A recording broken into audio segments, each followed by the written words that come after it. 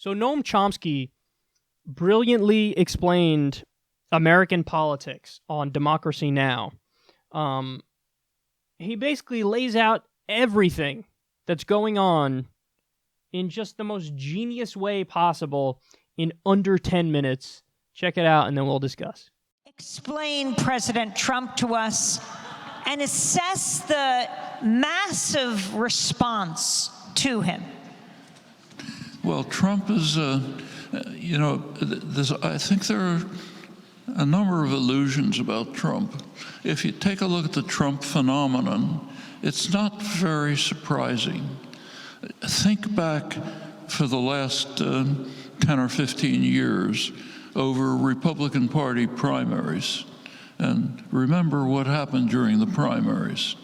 Each primary, when some candidate rose from the base, they were so outlandish that the Republican establishment tried to crush them and succeeded in doing it. Michelle Bachmann, Herman Cain, Rick Santorum, anyone who was coming out of the base was totally unacceptable to the establishment. The change in 2016 is they couldn't crush it. But the interesting question is, why was this happening? Why, in election after election, was the voting base producing a candidate utterly intolerable to the establishment? And the answer to that is, if you think about that, the answer is not very hard to discover. Since the 1970s, during this neoliberal period, both of the political parties have shifted to the right. The Democrats, by the 1970s, have pretty much abandoned the working class. In the last gasp of more or less progressive Democratic Party legislative proposals was the Humphrey Hawkins Full Employment Act in 1978, which Carter watered down so that it had no teeth, just became voluntary. But the Democrats had pretty much abandoned the working class. They became pretty much what used to be called moderate Republicans. Meanwhile, the Republicans shifted so far to the right that they went completely off the spectrum. Two of the leading political analysts of the American Enterprise Institute, Thomas Mann, Norman Ornstein, about 5 or 10 years ago, described the Republican Party as what they called a radical insurgency that has abandoned parliamentary politics. Well, why did that happen? It happened because the Republicans face a difficult problem. They have a primary constituency, a real constituency, extreme wealth and corporate power. That's who they have to serve. That's their constituency. You can't get votes that way, so you have to do something else to get votes. What do you do to get votes? This was begun by Richard Nixon with the Southern strategy, try to pick up racists in the South. The mid-1970s, Paul Weyrich, one of the Republican strategists, hit on a brilliant idea. Northern Catholics voted Democratic, tended to vote Democratic, a lot of them working class. The Republicans could pick up that vote by pretending, crucially, pretending to be opposed to abortion. By the same pretense, they could pick up the evangelical vote. Those are big votes, evangelicals, Northern Catholics. Notice the word pretense, it's crucial. You go back to the 1960s, every leading Republican figure was strongly what we call now pro-choice.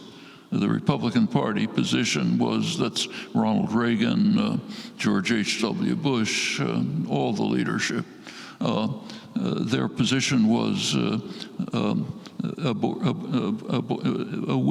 abortion is not the government's business. It's a private business. Government has nothing to say about it. They turned almost on a dime in order to try to pick up a voting base on what are called cultural issues. Same with gun rights. The gun rights become a matter of holy writ because you can pick up part of the population that way.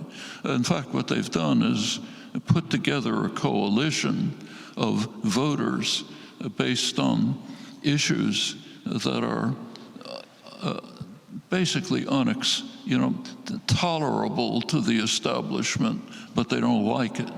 Okay, and they've got to hold those two constituencies together. The real constituency of wealth and corporate power, they're taken care of by the actual legislation. So if you look at the legislation under Trump, it's just lavish gifts to the wealth and the corporate sector. The tax bill, the deregulation, every case in point. That's kind of the job of Mitch McConnell and Paul Ryan, those guys. They serve the real constituency. Meanwhile, Trump has to maintain the voting constituency with one outrageous position after another that appeals to some sector of the voting base. And he's doing it very skillfully. It's just as a political manipulation, it's skillful. Work for the rich and the powerful, shaft everybody else, but get their votes. It's not an easy trick, and he's carrying it off. And I should say the Democrats are helping him. They are. Take the focus on RussiaGate. What's that all about? I mean, it was pretty obvious at the beginning that you're not going to find anything very serious about Russian interference in elections. I mean, for one thing, it's undetectable. I mean, in the 2016 election, the Senate and the House went the same way as the executive, but nobody claims there was Russian interference there. In fact, Russian interference in the election, if it existed, was very slight, much less, say, than interference by, say, Israel. Israel, the prime minister, Netanyahu, goes to Congress, talks to a joint session of Congress without even informing the White House to attack Obama's policies. I mean, that's dramatic interference with elections. Not whatever the Russians tried. It's not going to be anything like that. And in fact, there's no interference in elections that begins to compare with campaign funding. Remember that campaign funding alone gives you a very high prediction of electoral outcome. It's again Tom Ferguson's major work, which has shown this very persuasively. That's massive interference in elections.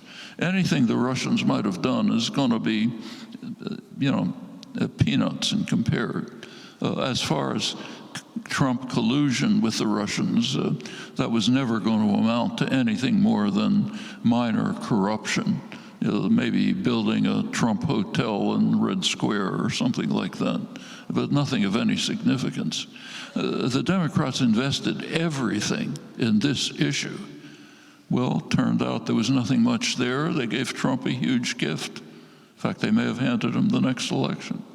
That's a matter of being so unwilling to deal with fundamental issues that they're looking for something on the side that'll somehow give political success.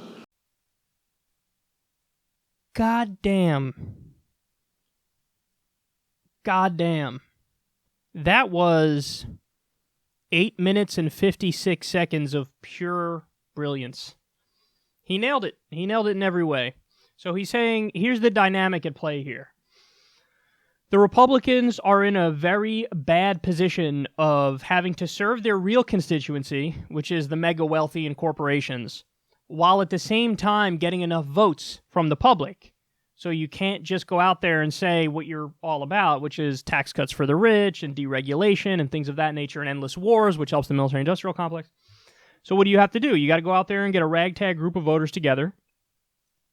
And how do they go about it? Well, first of all, Southern strategy is the old school playbook. It's still in effect to this day. So they go after the, Southern white racists, the, neo-Confederates, you can call them. That's one group. The other group is evangelical Christians. Then you have the cultural reactionaries who they go after. And then, gun lovers. So they try to scrap together. They hit a bunch of very specific issues culturally to signal to these people like, oh, I'm with you, I'm on your side. And then those people, they extrapolate and they almost project onto the Republicans what they want them to be. So, not only does this guy agree with me on guns, he's also looking out for me and he's going to cut my taxes and stuff. And the reality is, of course, 80% of the Republican tax bill, Trump's tax bill, goes to the top 1% over a decade. So it's not and Chomsky points out, that's not an easy trick, man. And I always said the Republicans are good at marketing and they're good at making their case, because they are. They take these just incredibly disliked positions and they find a way through sheer confidence and bluster and marketing to win elections. That's not a simple thing to do. That's very complex. And Trump is the best example of it. Now, the one thing I think Chomsky misses there is not only is it the ragtag group of, the base, which the elites are actually scared of the Republican base, but they need them for the votes. But not only does Trump get those people, Trump's cherry on top of a trick is the fake populism, which I think got him over the top, because it was those 70,000 votes in the Rust Belt that really turned the election over to him, and I don't think he would have been able to win without the fake populism, and without Hillary being objectively terrible and not doing any kind of populism, and just running on cliches and almost expecting she's entitled to win. So that's the cherry on top, was the fake populism that got Trump over the edge. Now, in terms of the Democrats, God, he nails it again. He says, and the Democrats are helping the Republicans effectively. Not that they want to, it's that that's what ends up happening, because they put all their eggs in the wrong baskets. The thing that they spoke the most about, the thing that they focus the most about recently is RussiaGate and is the Mueller report. And then the Mueller report did not give them exactly what they wanted. Now, you could say it's an open question on obstruction of justice. Fair enough. I think it's clear Trump probably did obstruct justice.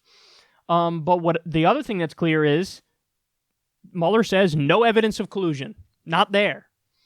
So when you focus on that nonstop and then it comes up giving you not really what you were looking for, yeah, that's going to end up helping Trump, I think. And whether or not they want to admit it now, whether or not it's immediately reflected in the polls, especially if they keep doubling down on that, and why are they doing it? That's the important part. It's not just because, hey, they're not that smart.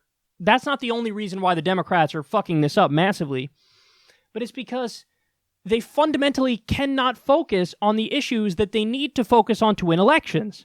Because for Democrats to win elections and focus on the right issues would mean they're holding themselves to very specific policies and very specific things that they're fighting for to help the people. Now, ultimately, establishment Democrats don't care and don't want to help the people because they also have allegiances to corporate America and to their donors, to the elites. So think about it, because now the Democrats are in a similar position to the Republicans. The Democrats, the establishment Democrats, need to keep serving the powerful and the elites and the corporations. But they also have to try to win elections. How do you win elections while still maintaining your loyalty to your funders, the elites? How do you do it if you're a Democrat? Well, they're trying to find some way to walk that tightrope, and the answer they came up with is, let's just talk about Mueller nonstop. Let's just talk about RussiaGate and say collusion nonstop. And that'll maybe help us win an election by ignoring the main issues that people struggle with: healthcare, the economy, wages, endless war, extreme poverty. Let's ignore the main issues people struggle with, because we can't help them on that much because we're beholden to the establishment too. But we still want to win, so what are we going to do? I don't know. Make a mountain out of a molehill, and this side issue of the Mueller report and RussiaGate, make that the number one thing. And then it's not going to work, dude. It's not going to work. So thankfully, the cavalry is on the way, though, because we do have, a new class of young Democrats and a couple of presidential candidates, Bernie Tulsi and some others, who will focus on the right issues and actually care about it. That's the good news. The bad news is the dominant strain in the Democratic Party is still the establishment wing. And so that dynamic that Chomsky's talking about is still alive and well, and it's beyond frustrating. And like he says, no kind of election interference comes even remotely close to Israeli election interference. I would also say Saudi election interference. But most importantly, corporate election interference, where corporations just buy the government through campaign funding and then get what they want, and the regular people get screwed. And if you're not talking about that as worse than, $100,000 in Facebook ads from fucking some Russian troll farm, then you're being misled or you're a dunce. So if you don't take it from me on RussiaGate, then take it from the world's most prominent living intellectual, political intellectual. That's Noam Chomsky.